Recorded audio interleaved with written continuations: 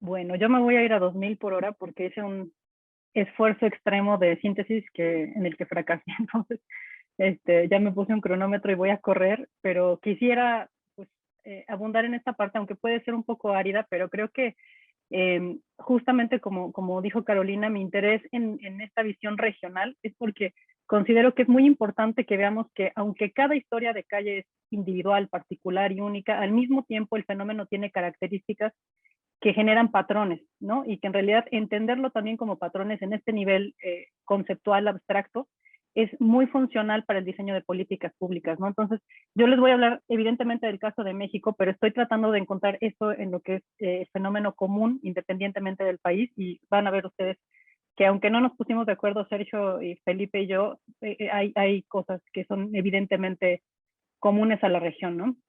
Entonces, primero pongo este esquema que ya he presentado en muchas partes, pero para mí es el punto de partida, ¿no? Entonces, el problema, como yo lo podría sintetizar, es que se trata de un fenómeno complejo que es visto como un fenómeno simple, ¿no? Entonces, el hecho cognitivo de la medición en general significa esto, simplificar un fenómeno, abstraer sus rasgos característicos, ¿no? Y, digamos, quitar lo que se considera cosmético o superficial.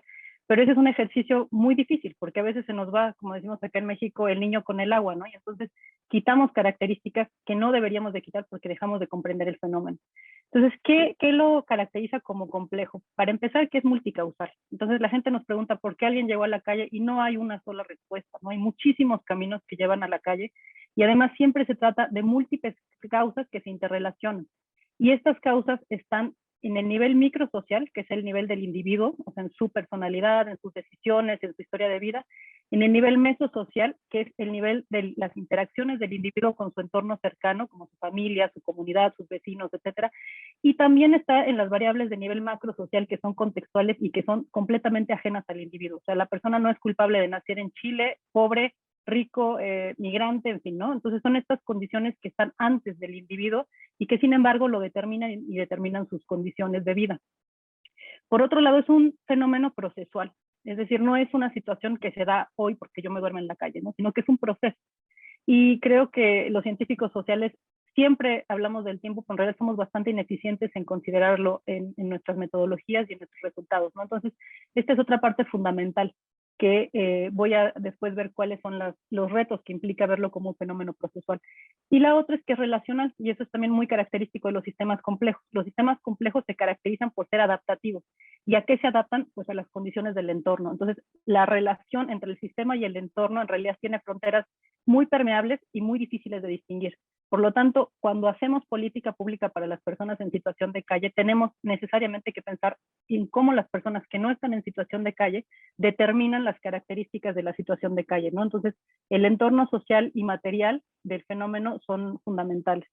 Entonces, bueno, un primer reto metodológico que viene precisamente de que sea un fenómeno multicausal es cómo puedes hacer una definición de lo que significa estar en situación de calle si hay tantas maneras de estar, ¿no? O sea, no quiero aquí porque estamos hablando entre personas que conocen el fenómeno muy de cerca y, bueno, piensen en todas las posibilidades de historias de vida que llevan a una persona a estar en calle y piensen en toda la variación que hay de cómo se vive la situación de calle. Entonces, eso implica un reto enorme, que es cómo lo definimos, ¿no? Y bueno, tradicionalmente se puede decir que hay dos caminos, uno que es el deductivo, que es decir, planeamos una definición, la que les comparto acá, que es enorme, es la que viene en el protocolo de intervención y atención integral con personas en situación de calle de la Ciudad de México. Y la voy a leer aunque sea muy largo, pero dice, persona menor de edad o adulta que carece de residencia permanente para residir y que se ve obligada a vivir y realizar todas sus actividades de supervivencia en el espacio público sin importar el origen étnico, nacional, género, edad, limitaciones de la funcionalidad, discapacidades, situación migratoria, condiciones de salud, embarazo, religión, opiniones, preferencia sexual, orientación, identidad de género, expresión de género, características sexuales, estado civil o cualquier otro. Eso es lo que se conoce como una definición extensiva, ¿no? Es decir, que trata de decir todas las características del fenómeno. Y aún así, si se dan cuenta, tiene una limitante, es solamente si la persona realiza todas sus actividades de supervivencia en el espacio público. Por lo tanto, esta definición no contempla a quienes están en albergues o en residencias permanentes, ¿no? Entonces, aunque sea extensiva, aún así es limitante, ¿no? Entonces, hay dos caminos. Uno que es esto de poner una definición y salir al campo y buscar quienes concuerdan con esta definición, que ese es el camino deductivo, que sería ir de la definición a la búsqueda del fenómeno en la realidad, y en términos antropológicos es lo que nosotros llamamos el imperio de la perspectiva ética, es decir, del investigador, sobre lo émic, que es la narrativa del actor. Y está el camino opuesto, que es el inductivo, ¿no? Que es entonces ir a la realidad y a través de lo que vemos en la realidad, obtener de ahí, destilar una definición mínima, ¿no? Entonces, esto es justamente lo inverso. Ir al campo, escuchar la versión nativa y a partir de eso hacer una teoría de corto alcance que aglutine todas estas visiones. Abajo de la presentación les voy a poner aquí los vínculos a los textos a los que estoy haciendo una referencia somera para que el que esté interesado pueda consultarlo con más detalle.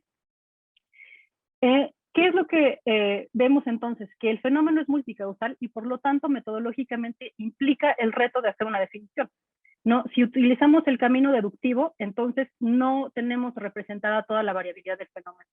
Si utilizamos el camino inductivo, entonces es inoperante en la práctica, ¿no? Porque ¿cómo salimos a campo y buscamos algo si no tenemos una definición de qué buscamos?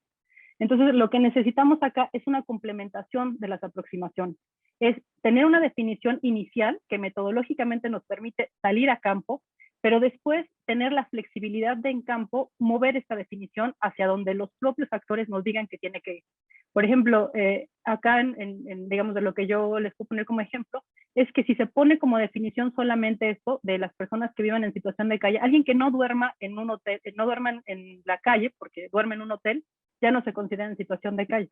Sin embargo, la prostitución es uno de los mecanismos de supervivencia más frecuentes. Entonces las personas pues, se prostituyen porque están en situación de calle y por eso no duermen en el espacio público porque duermen en hoteles, pero están en situación de calle, ¿no? Entonces cuando uno va al terreno puede ver que su definición es imperfecta, ¿no? Y entonces tiene que tener esta flexibilidad para mover la definición. Voy a utilizar acá igual otra referencia para no ser yo quien está diciéndolo, sino la relatora especial de la ONU sobre vivienda. Y entonces aquí viene el problema del dominio de las escalas. Las causas pueden ser en el micro nivel, en el meso o en el macro, ¿no? Entonces, digamos que la complementariedad no quiere decir que haya una superposición de una sobre otra. Quiere decir, la sociedad civil no puede cambiar ni intentar cambiar las condiciones macroestructurales. Y al mismo tiempo, el gobierno no puede cambiar las condiciones individuales, ¿no? Entonces, son tres escalas que se interrelacionan, pero que cada una tiene su dominio, ¿no? Entonces, lo que quiere decir acá es que hay características de exclusión estructural que no corresponden a la sociedad civil ni corresponden a las personas, corresponden al gobierno, ¿no? Y eso es lo que la ONU relata y obliga a los estados, por lo tanto, a hacer políticas públicas, para lo cual, evidentemente, el primer paso es entender el fenómeno, cuantificarlo y buscar sus características, ¿no? Sin embargo, es una paradoja porque, aunque tendría que estudiarlo para resolverlo, cuando lo estudia, se da cuenta de que el fenómeno es un indicador de su propio desempeño deficiente. Por lo tanto, normalmente todos los gobiernos van a intentar subrepresentar el fenómeno, ¿no? Y lo decía Sergio, o sea, simplemente no ponen las preguntas que llevan a comprometer su desempeño, por ejemplo, en la garantía de los derechos humanos. Entonces, esto es algo que se tiene que tener en cuenta. Por la propia naturaleza del fenómeno, todos los intentos gubernamentales tenderán a subrepresentarlo, o sea, hacerlo ver no tan grande y no tan grave.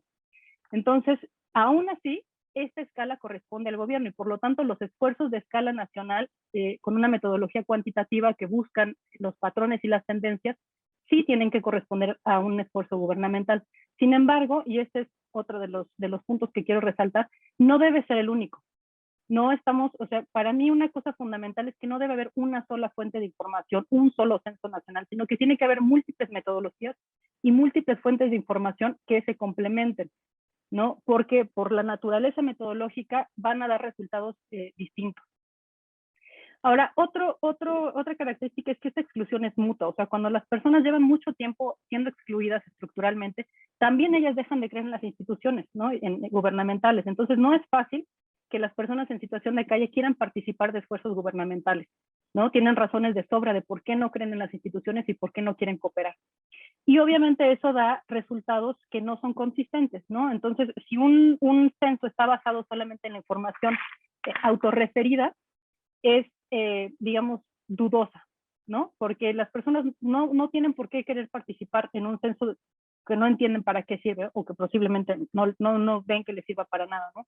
Entonces es muy importante en este sentido buscar la cooperación a través de incorporar personas en situación de calle, ¿no? En teoría de sistemas se llama agentes informados, que son personas que conocen a profundidad, digamos, las dos partes, tanto la intención del censo como a la población que se quiere censar, ¿no? Y entonces ellos sirven como interlocutores para que la comunicación fluya con un propósito común.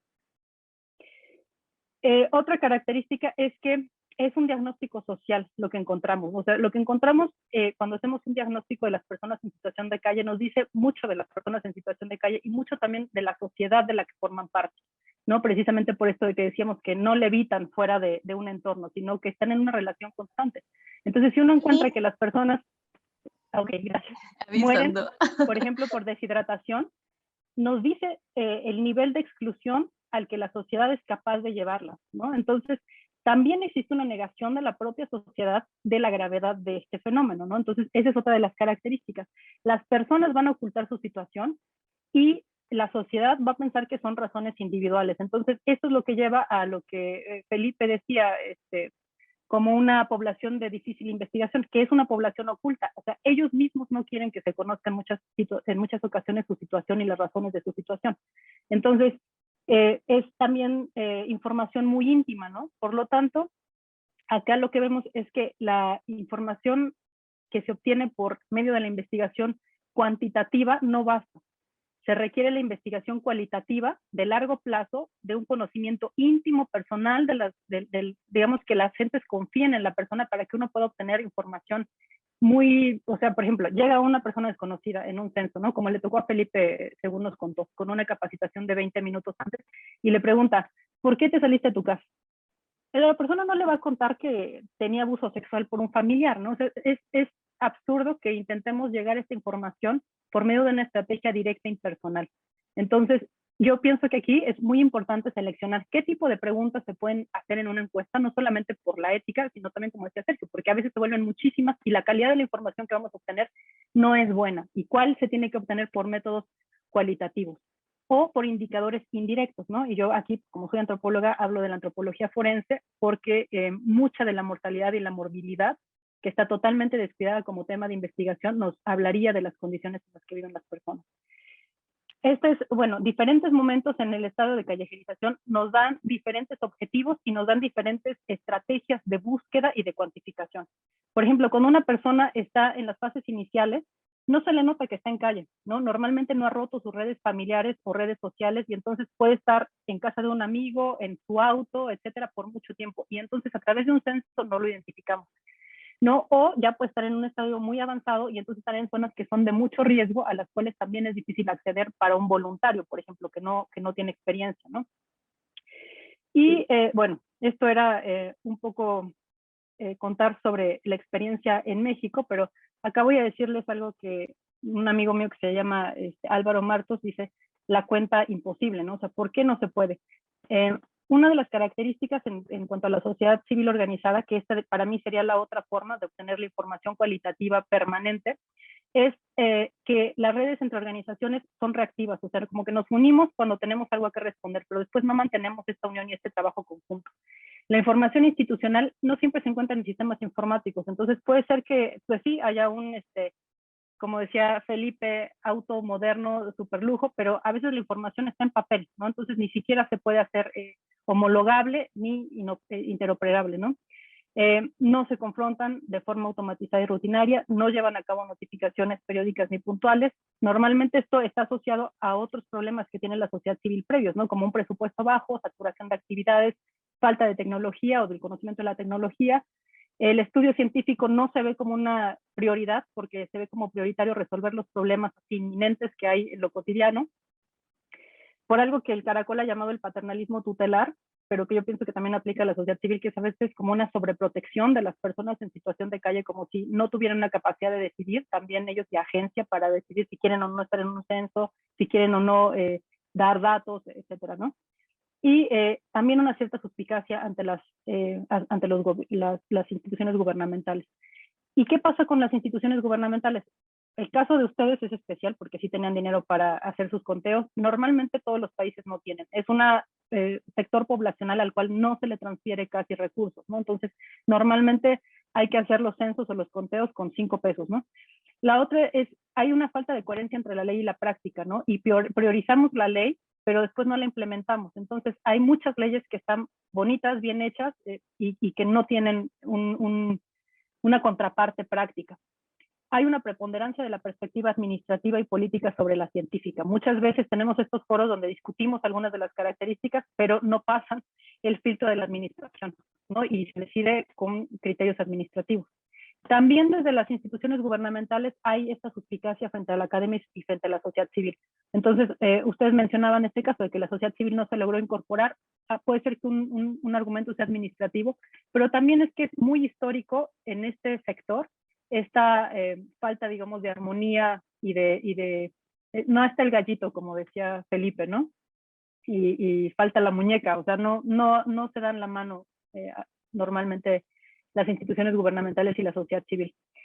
Y esto también creo que lo mencionaron en el caso de Chile, pero es muy frecuente que la concepción, importancia y continuidad de los acuerdos está vinculada a preferencias personales y prejuicios. Es decir, hay las leyes, pero hay una administración, y si el administrador considera que es un tema relevante, entonces se da prioridad, y si no, entonces aquí en México incluso programas se cortan, ¿no? De una administración a otra, sin tomar en cuenta los indicadores, sino simplemente porque es un cambio. Y otra característica es del extranjerismo, es decir, adoptamos políticas públicas, estrategias metodológicas, etcétera, de los países que están idealizados, ¿no? Como los países generadores de ciencia y de conocimiento. Y con esto no quiero decir que no tengamos que aprender digamos, de otros países y de otras experiencias. O sea, mi esfuerzo normalmente es en esto, de compartir experiencias, pero de saber que no se traducen literalmente, ¿no? Sino que entre nosotros tenemos que generar una lectura crítica de cuáles son los aciertos y cuáles son los desaciertos que hemos cometido en las experiencias nacionales. Entonces, parte de lo que yo había propuesto originalmente era pues justo decir cuáles habían sido algunas de las prácticas muy exitosas en América Latina, pero pues ya sí me pasé del tiempo por 2 minutos. Entonces, pues lo dejo eso para otra exposición en otro tiempo. Muchas gracias.